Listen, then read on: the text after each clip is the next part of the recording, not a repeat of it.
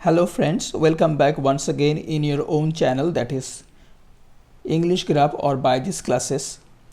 In today's tutorial video, we would have a discussion on stanza number 6 and stanza number 7 from the poem Ode to a Nightingale by John Keats.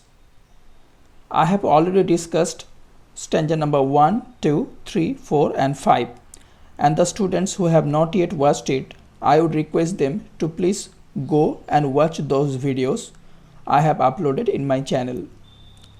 If you watch those videos properly, then it would be easier for you to understand the whole poem.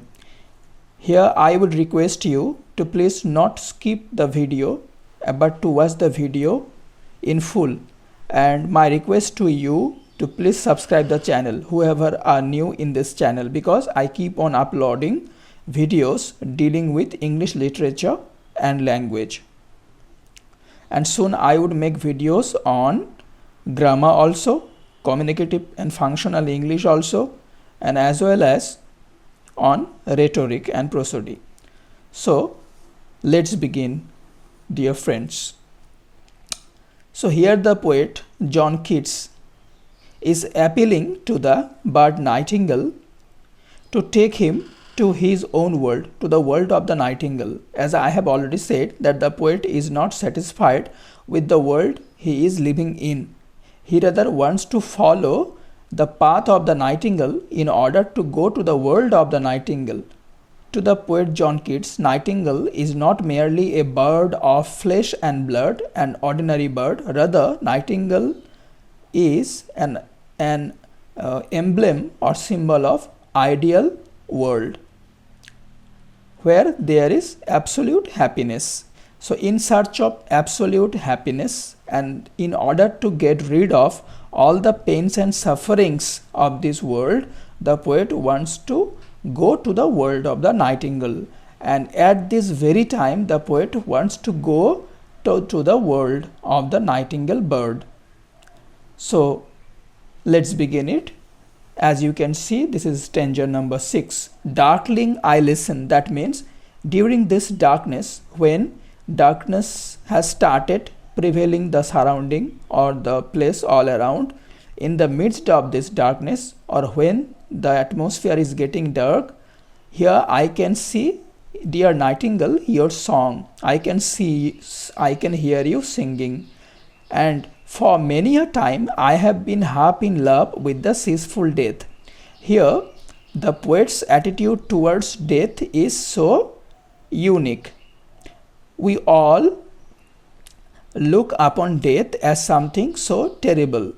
We don't expect death. But here the poet is saying that he finds death to be easeful. That means he has been so much dissatisfied with the sufferings and problems with this earth that now he rather prefers death to go to the other world of the nightingale. He rather is finding death more easier than living in this earth.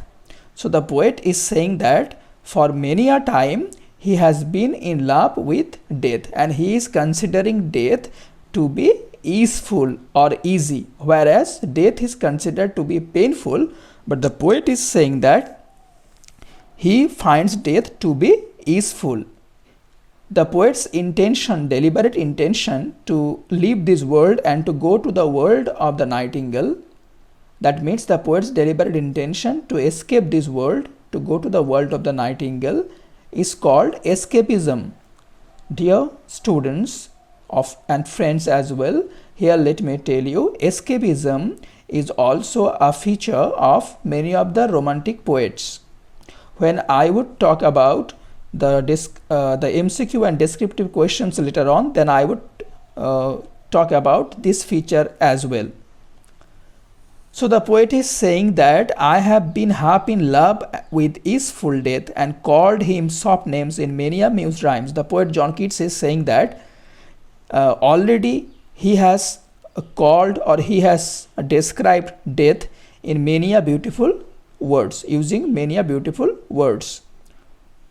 That means the poet has described death using many beautiful words in many of the poems. Anyways, to take into the air my quiet breath. Now more than ever seems it reached to die. The poet is saying that he is finding this time to be more suitable to die now. The poet also knows that in order to go to the world of the nightingale, first of all, he will have to leave this present world. And the poet can't make his journey to the other world unless he goes through the process of death. So the poet thinks that this time is the most suitable one to die. Reach to die means most ideal and suitable time to die. The poet is saying all these things being led by the philosophy of escapism. Anyways, while thou art pouring forth thy soul abroad in such an ecstasy, the poet is also regretting by saying this, that when the poet will no longer alive, when the poet would die, even then the nightingale will keep on singing or chirping his or its sweet melody. But the poet won't be in such a condition to hear the song of the nightingale. If we just clarify this more properly, then we can say that the poet means to say that the poet is not immortal, but the bird is immortal. The bird has immortality, and the bird is not going to die. The bird is not subject to death and decay. The bird nightingale is not an ordinary bird, as I have already said you. So the poet is mourning over the fact or regretting over the fact that the nightingale is immortal, whereas he is not immortal. So even after his death someday, if not today, someday he would obviously die. So after his death, he would be of no use, but the nightingale would keep on singing and chirping the sweet melodies. But the poet won't be there to listen to the nightingale's melodious songs. So still wouldst thou sing. So even after the death of the poet, the bird nightingale will keep on chirping, keep on singing its sweet melodies. But the poet's ears would be of no use, because he would die, and after death he won't be able to hear the song of the nightingale, and then he would turn into a sword. To thy high requiem become a sword. That means the poet means to say that after my death, my ears would be of no use. Even then, if you keep on singing, then I won't be able to listen to you, because my life, my body and me would turn into a clod of earth. That means my life and me would turn into, my body would turn into a clod of earth, lump of soil. So if then you keep on singing for me, even then I won't be able to listen to you. So here, to thy high requiem become a sword. Here requiem means song of mourning. So the poet means to say that when I won't be here in this world living anymore, when I would die or when I would pass away, then even then you would keep on singing, and then I won't be able to listen to your song.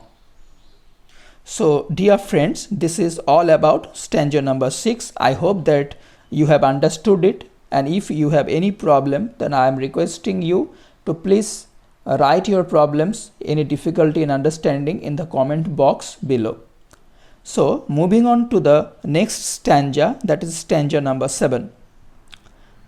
Here the poet is directly saying that thou was not born for death, immortal bird. As I have already said you, dear friends, in the earlier stanza, here the poet is saying that, O bird nightingale, you are not subject to death and decay. Death or decay cannot touch you. You are beyond the touch of death and mortality. Thou was not born for death. That means you have taken birth, but you will never die. That means you are immortal. You are immortal bird.